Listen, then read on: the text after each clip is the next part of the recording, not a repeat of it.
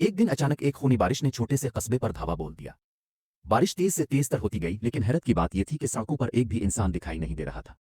सब लोग घरों के अंदर दबके बैठे थे, खिड़कियों से झांक रहे थे और उनके चेहरों पर सिर्फ खौफ और हैरत छाया हुआ था। ये बारिश आम बारिश नहीं थी। एक औरत ने हिम्मत करके हाथ बाहर निकाला और कतरे को छुआ। लम्हा भर में इसकी जिल्द पर छाले अलिफाबेर आए, जैसे तेजाब ने गोश्त जला दिया हो। ये बारिश किसी आम पानी की नहीं, बल्कि जहर की थी, जो इंसान के जिस्म को खा जाने की ताकत रखती थी। फौरन साइंसदान हरकत में आए। तहकीक के बाद पता चला कि इस पुरस्कार बारिश की जड़ कस्बे के करीब वाक़ई एक झील है। लगता था जैसे वहां से किसी नामालूम शय ने जहरीला मादा खारिज किया है। इस राज को खोजने के लिए लिसा अपनी टीम के साथ झील की तरफ रवाना हुई।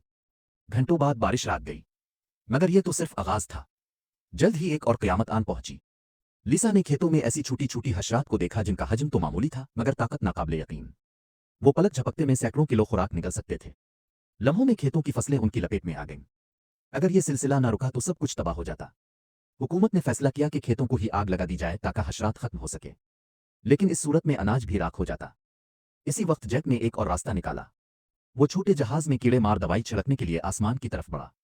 यह मिशन आसान न था, क्योंकि पूरा इलाका एक शफाफ दीवार से घिरा हुआ था, जो जरा सी खता पर जहाज को तबाह कर सकती थी।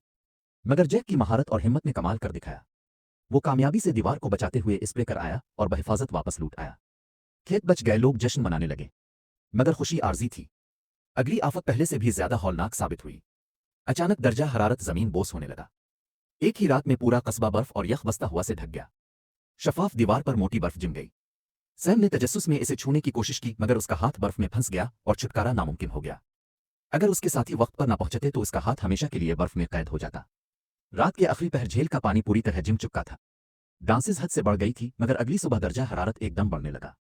सब लोग हैरान होकर बहस कर रहे थे कि आखिर ये शफाफ दीवार क्यों धंस रही है। तभी एक खौफनाक कान फाड़ देने वाली आवाज गूंजी। सब ने सर अल्फाटे आलिफ तो उनकी आंखें फटी की फटी रह गईं, क्योंकि पांचवी क़यामत उन पर आ चुकी थी।